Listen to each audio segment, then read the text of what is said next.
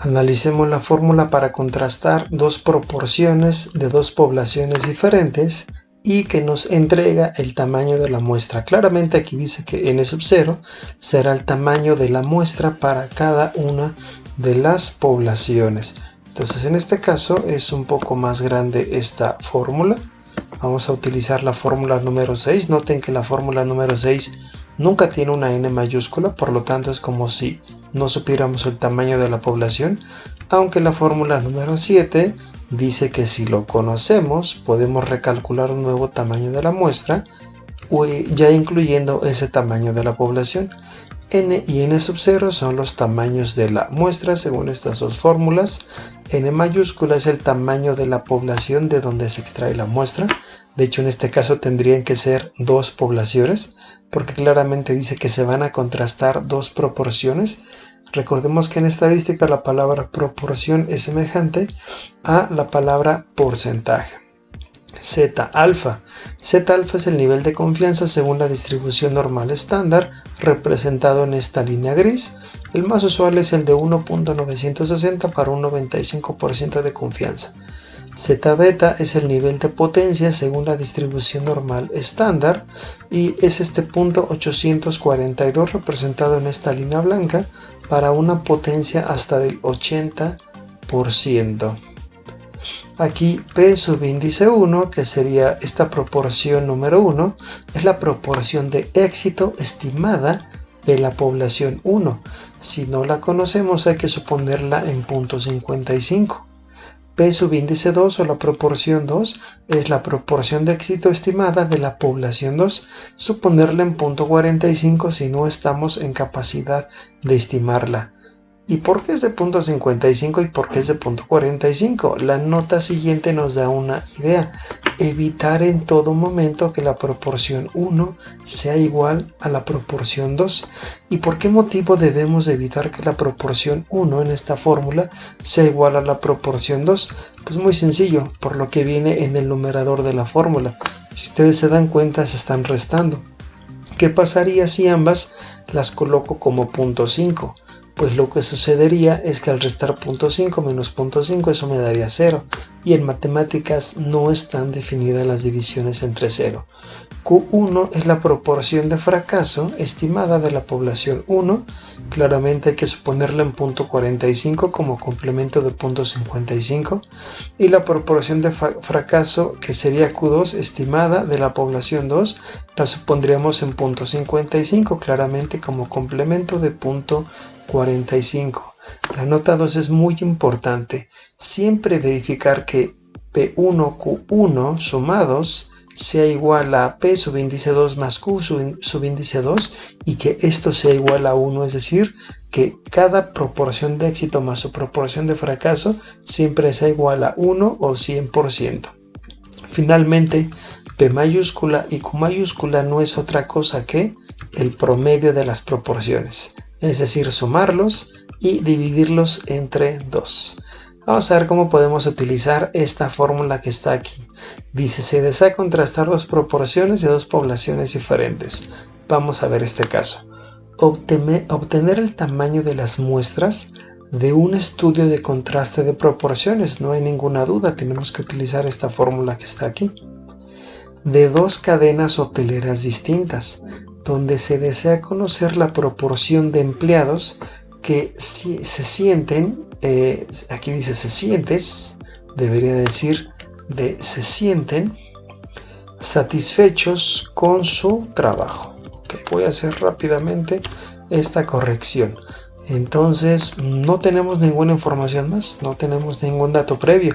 Claramente si existiera algún dato previo donde ya tenemos una idea de qué proporción de trabajadores de cada cadena hotelera puede sentir cierta satisfacción con su trabajo, esos serían los datos que colocaríamos en P y en Q, pero aquí no los tenemos.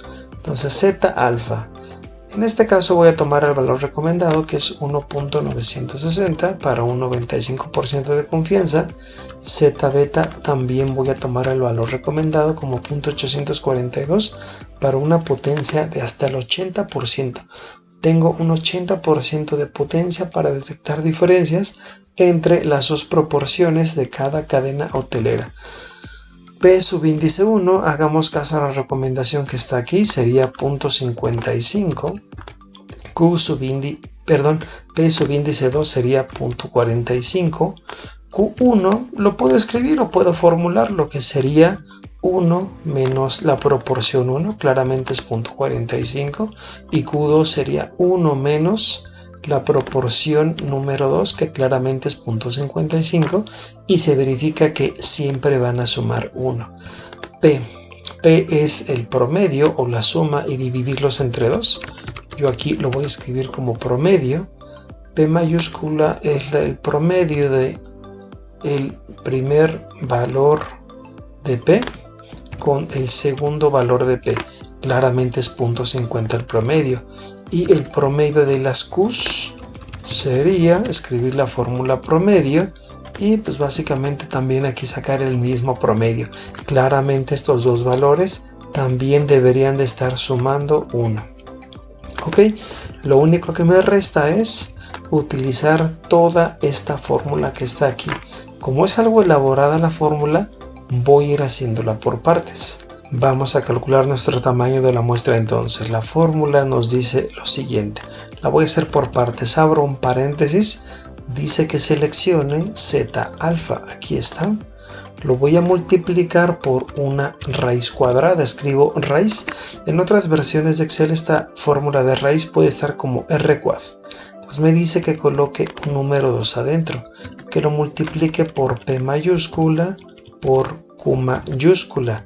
Cierro el paréntesis de la raíz y cierro el paréntesis del primer elemento de la suma. Ahora escribo el signo más de la suma, abro el siguiente paréntesis y sería Z beta por otra vez una raíz. Entonces otra vez la raíz va a tener una multiplicación adentro y aparte una suma. Aquí como ya está, como hay una multiplicación aquí y posteriormente hay una suma, no hay necesidad de que yo ponga esos paréntesis porque Excel entiende que claramente debe de hacer las multiplicaciones primero y posteriormente la suma. Aquí sería la proporción 1 por el fracaso 1 más, Excel va a hacer primero la multiplicación y luego la suma. Ahora será la proporción 2 por el fracaso número 2. Cierro el paréntesis de la raíz y cierro el paréntesis del segundo elemento de la suma. Vean el resultado que obtuve, 1.97. Voy a proceder ahora a hacer esta división en lo que está aquí. Solo que ojo, todo esto se va a dividir entre todo lo de abajo. Así es que me regreso desde el inicio y le digo paréntesis al inicio y paréntesis al final. Es decir, todo esto divídelo entre la proporción 1 menos la proporción 2. Cierro el paréntesis de la resta y le doy un enter.